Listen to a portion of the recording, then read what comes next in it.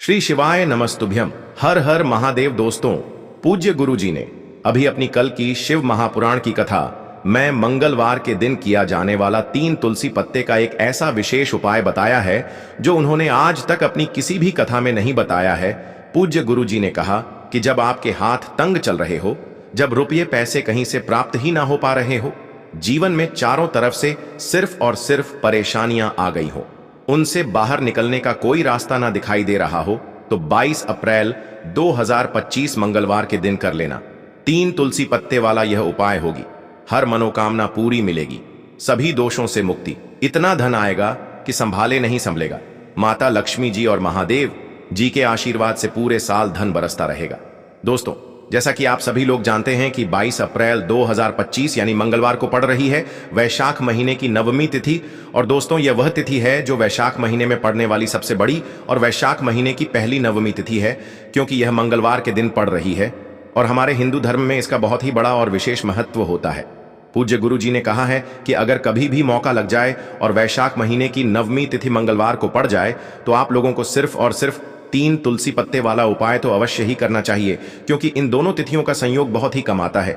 इसी के साथ दोस्तों, गुरु जी ने कहा है कि जब भी वैशाख महीने की नवमी तिथि पड़े तो आप लोगों को सिर्फ और सिर्फ तुलसी वाला उपाय तो अवश्य करना चाहिए। यह उपाय इतना खास है कि अगर आपने सही मुहूर्त पर सही क्रिया अनुसार 3 तुलसी पत्ते वाला उपाय कर लिया, जो प्राचीन काल के समय का महाउपाय है, तो मान के चलिए दोस्तों, महादेव जी के आशीर्वाद से आपके जीवन का कितना ही बड़ा दुख हो, उससे आपको मुक्ति मिल जाएगी। आपकी कोई भी मनोकामना हो, मान लीजिए आप नौकरी की तैयारी कर रहे थे तो आपकी नौकरी लग जाएगी, आपका बंद पड़ा व्यापार चल पड़ेगा। और दोस्तों, आप जिस बीमारी से आप बहुत दिनों से परेशान थे, उस बीमारी से आपको मुक्ति मिल जाएगी। आपके जीवन में धन आना शुरू हो जाएगा, आपके जीवन में धन आने के नए नए रास्ते खुल जाएंगे। और मान के चलिए दोस्तों, फिर आपको किसी भी प्रकार की परेशानी का सामना नहीं करना पड़ेगा। इसीलिए दोस्तों, 22 अप्रैल मंगलवार के दिन आप लोगों को इस वाले उपाय को जरूर कर लेना है। भले ही आपने पूरे साल भर इस उपाय को न किया हो, पर अगर आपने इस वैशाख महीने में पड़ने वाली नवमी के दिन अगर इस वाले उपाय को कर लिया तो आपको इस उपाय को करने का वह फल मिलेगा जिसकी आपने कभी कल्पना भी नहीं करी होगी। इसीलिए आप लोग इस तुलसी वाले उपाय को एक बार जरूर कर लेना, ताकि आप लोगों के हाथ से यह मौका न जा सके और आपको इस उपाय को करने का फल मिल सके। दोस्तों, यह उपाय पंडित जी ने अपनी अभी की ही शिव महापुराण की कथा में बताया है, जो इस उपाय को आज हम आपको बहुत अच्छे से समझाने वाले हैं। इस वीडियो को देखने के बाद इस उपाय को समझने के लिए आपको कोई और वीडियो को देखने की जरूरत नहीं पड़ेगी। तो दोस्तों, इस उपाय को आपको कैसे करना है, कब करना है, कहां पर करना है और उपाय को करते समय आपको किन किन गलतियों को नहीं करना है और आपको किन किन बातों का ध्यान रखना है, ये सारी जानकारी हम आपको इस वीडियो में देंगे। तो चलिए भक्तों, उपायों को शुरू करते हैं। अगर आप भी चाहते हैं कि महादेव जी का आशीर्वाद आप पर सदैव बना रहे तो वीडियो को लाइक करें, चैनल को सब्सक्राइब करें और कमेंट बॉक्स में हर हर महादेव जरूर लिखें। और अपने फायदे के लिए, गरीबी दूर करने के लिए इस वीडियो को पूरा देख कर जाना।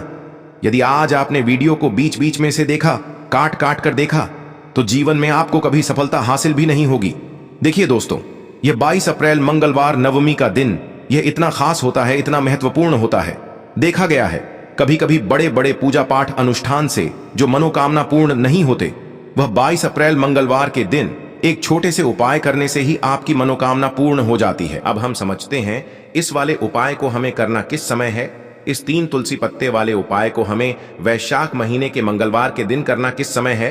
तो देखिए, इस उपाय को करने का जो समय है वह सुबह का समय है और शाम का समय भी है। अब देखिए, यहां पर हम मुख्य रूप से सुबह का समय नहीं बोलेंगे, क्योंकि 22 अप्रैल मंगलवार नवमी का दिन है और इस दिन प्रदोष काल के समय का बहुत महत्व होता है। बाकी अगर सुबह के समय भी करेंगे तो भी अच्छा होगा, उसमें कोई भी दिक्कत वाली बात नहीं है। तो चलिए जानते हैं इस विशेष उपाय के बारे में।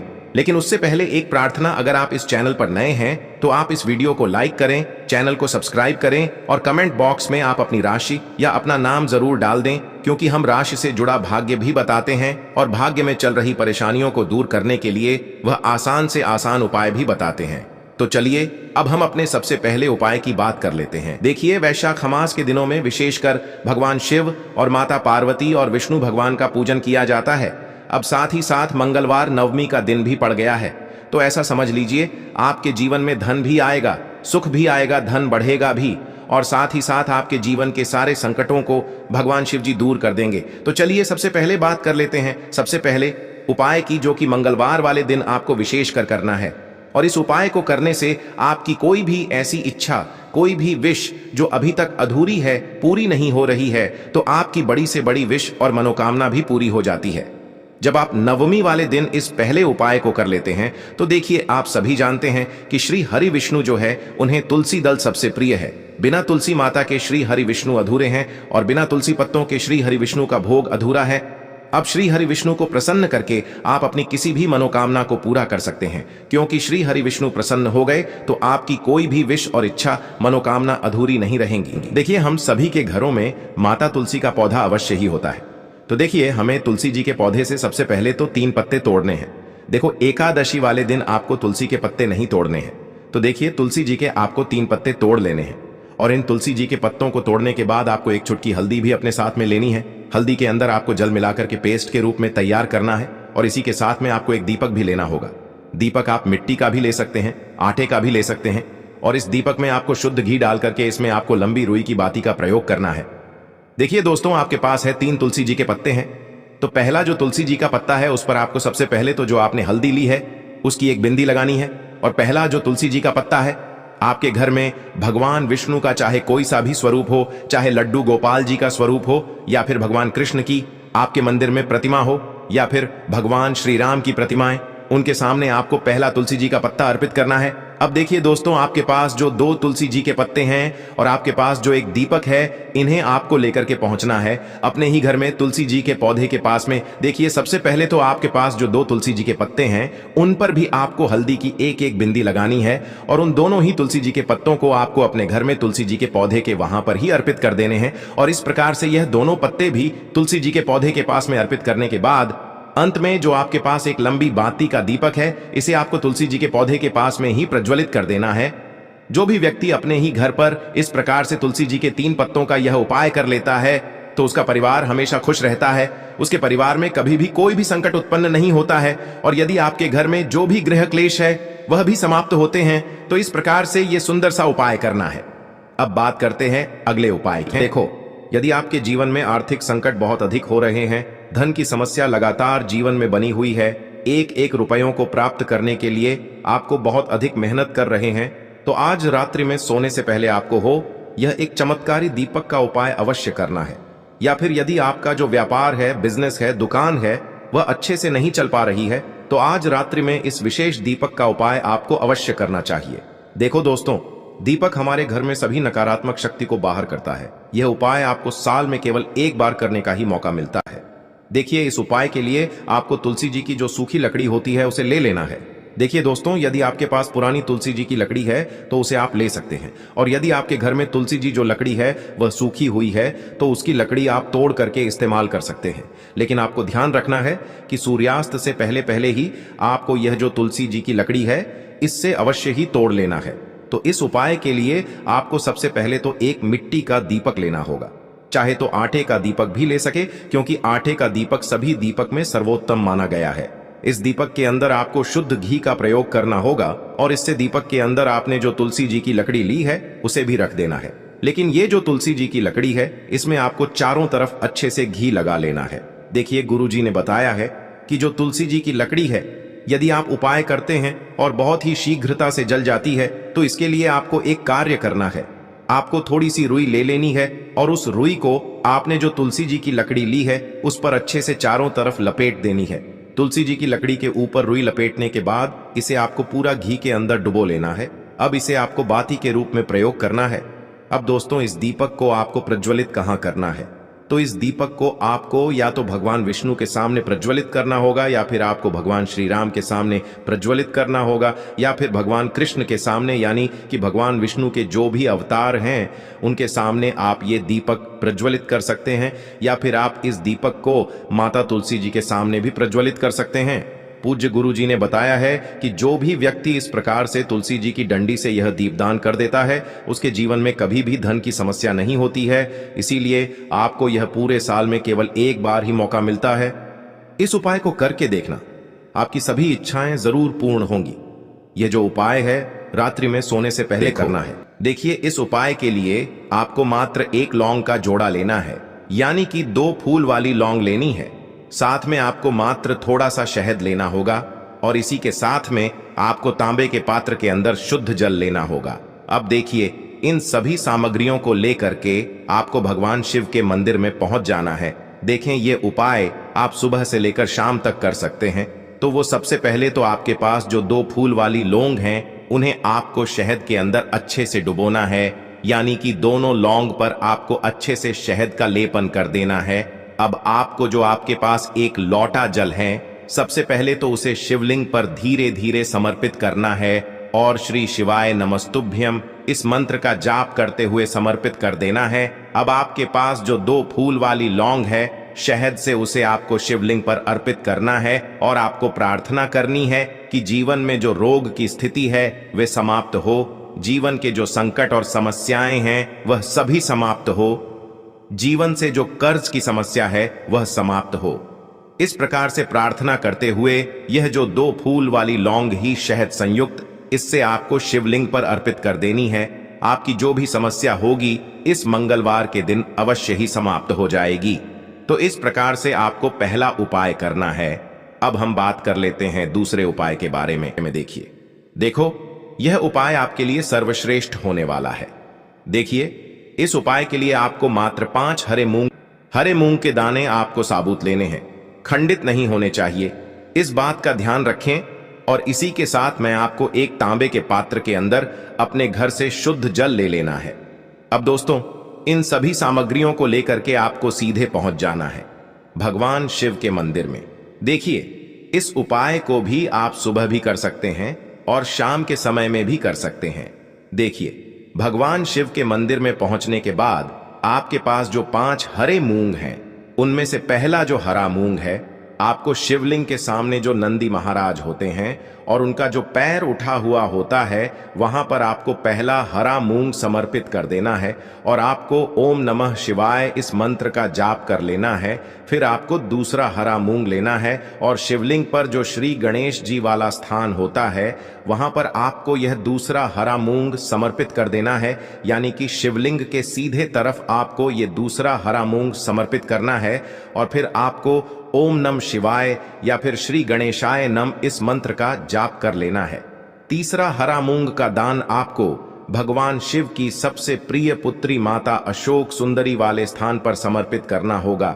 शिवलिंग की जो जलाधारी होती है, जहां से जल बह करके आता है, उसी जलाधारी के बीच में जो कहीं कहीं उठी हुई लाइन होती है सांप की आकृति के रूप में, वहीं पर आपको तीसरा हरा मूंग समर्पित करना है और फिर आपको ओम नमः शिवाय इस मंत्र का जाप कर लेना है। अब दोस्तों, चौथा जो हरा मूंग है, उसे आपको भगवान कार्तिकेय जी का जो स्थान होता है शिवलिंग पर, वहां पर आपको ये चौथा हरा मूंग का दाना समर्पित कर देना है और आपको ओम नमः शिवाय इस मंत्र का जाप कर लेना है। अब दोस्तों, आपके पास जो 5वां और अंतिम हरा मूंग बचा हुआ है, उससे आपको उससे जल के पात्र के अंदर डाल देना है और इस हरे मूंग से युक्त जल से आपको भगवान शिव के शिवलिंग का अभिषेक कर देना है। जल आपको बिल्कुल धीरे धीरे समर्पित करते जाना है और लगातार आपको शिव महापुराण के मूल मंत्र श्री शिवाय नमस्तुभ्यम इस मंत्र का जाप करते रहना है।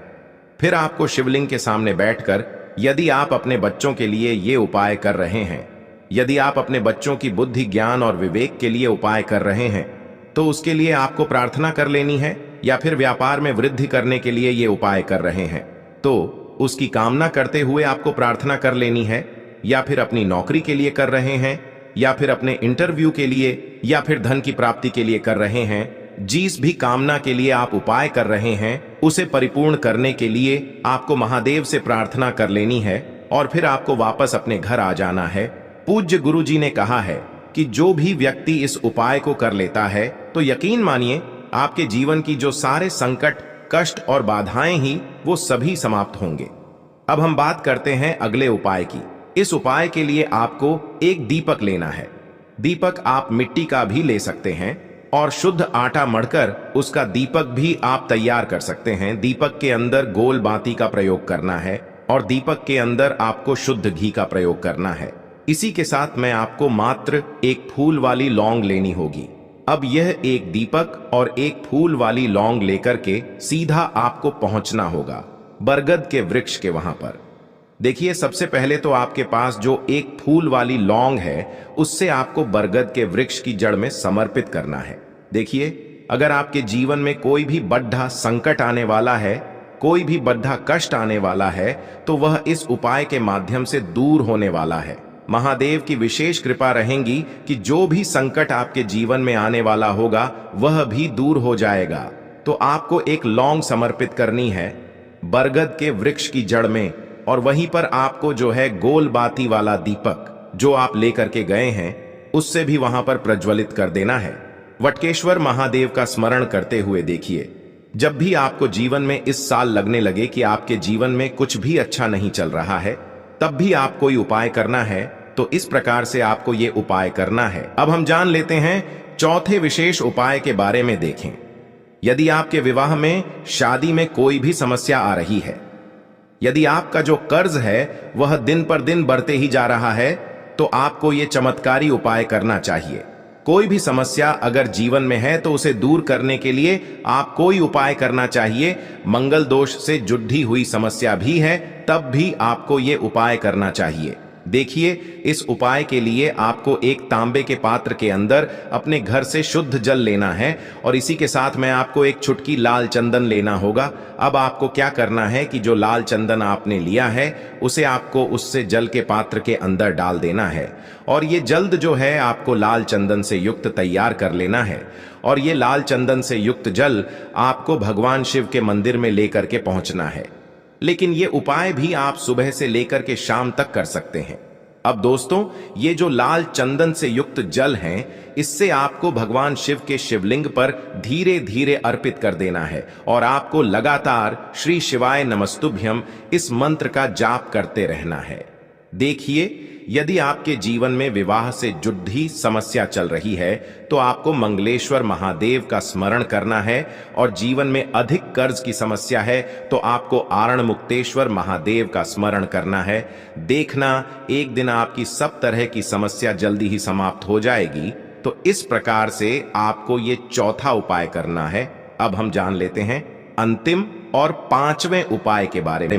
देखो, इस उपाय के लिए आपको लेना है एक गोल बाती का दीपक। आप चाहें तो मिट्टी का ले सकते हैं, या फिर घर से शुद्ध आटा मढ़कर उसका दीपक आप तैयार कर सकते हैं। इसके बाद आपको लेना है शुद्ध गाय का घी।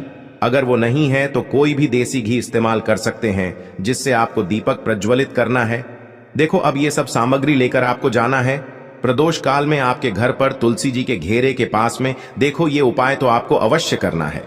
देखो, वहां पहुंचकर सबसे पहले वो दीपक आपको प्रज्वलित कर देना है, और ओम नमो भगवते वासुदेवाय नमः का 11 बार जाप करना है। उसके बाद आपको अपने सीधे हाथ में थोड़ी हल्दी लेकर उस दीपक में अपना नाम और गोत्र बोलते हुए डाल देना है। उसके बाद माता लक्ष्मी से आपको प्रार्थना करना है कि हे महालक्ष्मी, हमारी सभी दुख तकलीफों को दूर करो। हे महादेव, हमारे सब दुख कष्टों को खत्म करो। इस भावना से आपको ये उपाय करना